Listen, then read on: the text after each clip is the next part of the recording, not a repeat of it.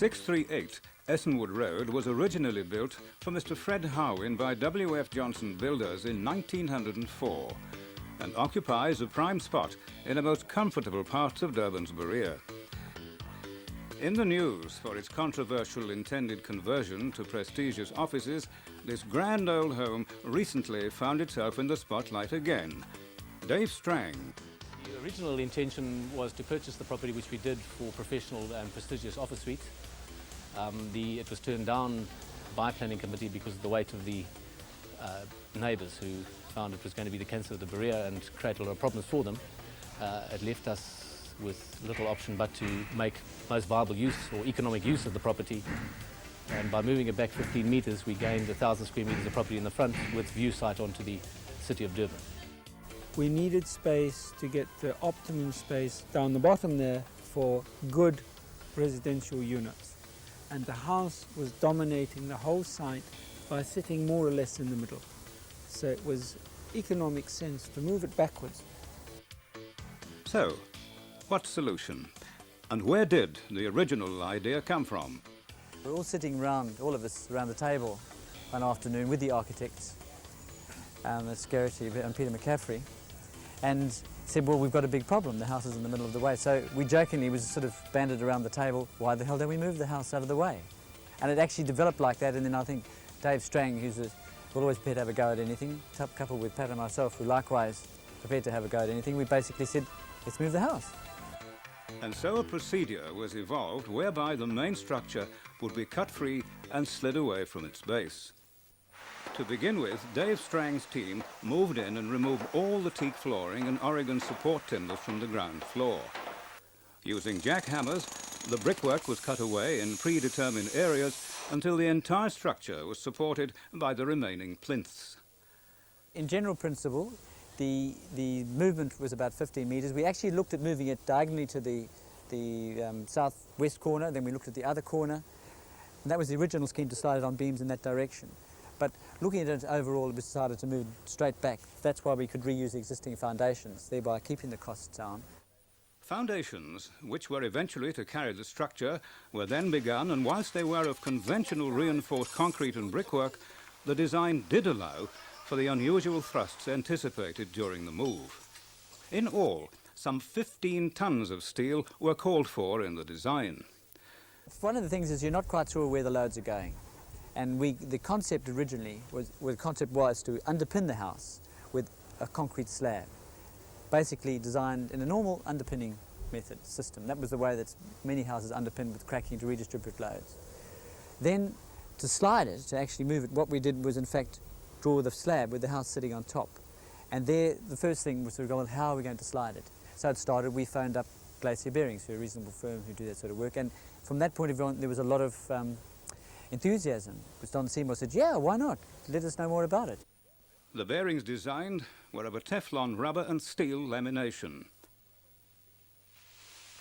These were encased in polystyrene and positioned on pre-levelled mortar pads prior to placing the concrete.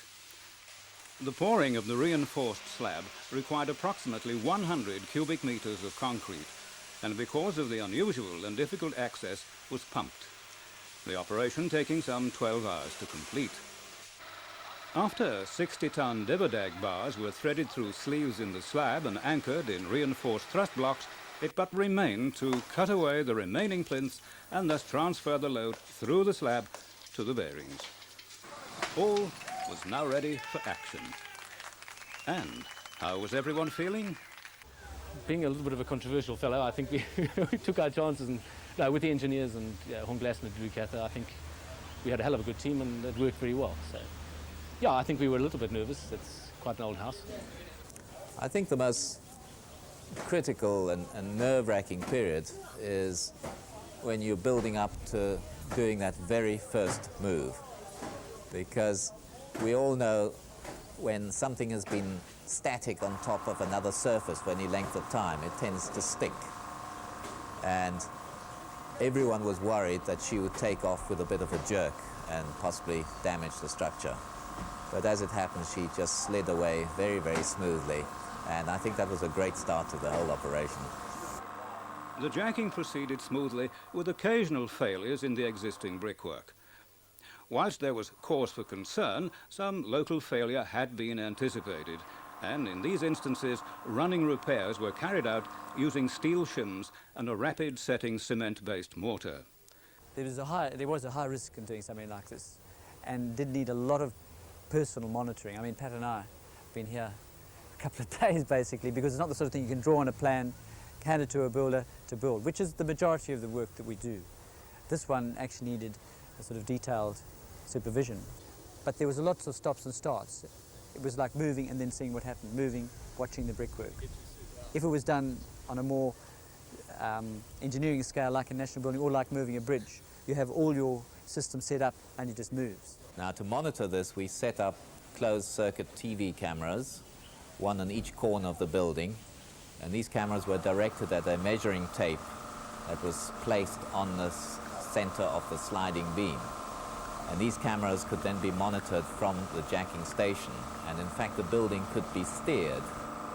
Yesterday showed that the fact that Rob and I were both underneath the house looking at trouble spots, and in there actually with hammers and chisels putting it together and getting in there and working with it. And I think that's the commitment that we all had to this thing. You start off with a bearing like that, which is the bearing you slide bridges on. We're using existing technology, and it's really well-proven technology. You get very high bearing stresses with that, as Pat said, with spray and cook and stainless steel to slide. But what we ended up with was, you know, something like that and something like this. Now, this doesn't happen on normal bridges. It doesn't happen in normal engineering situations. These are failed pads, purely because enormous point concentrated loads came on the house as it was being moved, and that's why you had to have this continual engineering monitoring. I think it's the resilience of the pads, and I must say, particularly with the glacier contribution, and both those chaps were here all the time as well, the resilience of those pads saw us through. If we didn't have something like this, we might be back where we started from. With the type of bearings we used, which is stainless steel on Teflon, the lowest friction one could expect would probably be in the order of about 2%. But with construction tolerances, these frictions could easily go up considerably. We in fact had the capacity to jack with 400 tons, which was 4 jacks, each of 100-ton capacity.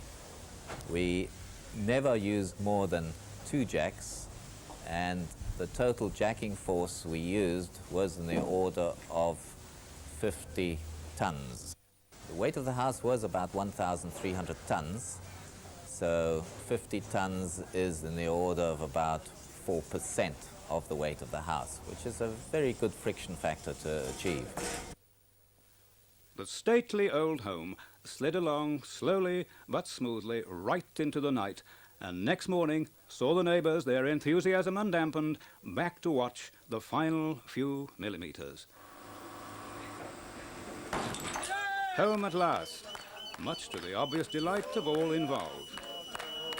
Well, having done it once, would they do it again? If there is somebody who wanted to move a building or house, it's very possible with the engineers involved. I think we would probably look at it, yes. But we don't think there's that many houses around that want to be moved around their land. This is an interesting question. I think this might create a demand in the market. Certainly, if we were doing it again, we'd use the same technology, the same system. What do you say? More or less. We'd use the same methods. We've learnt a lot. We'd use the same methods, but we'd do things slightly differently, I think. We'd do a lot more upfront work. We'd make it a bit more relaxing for everybody.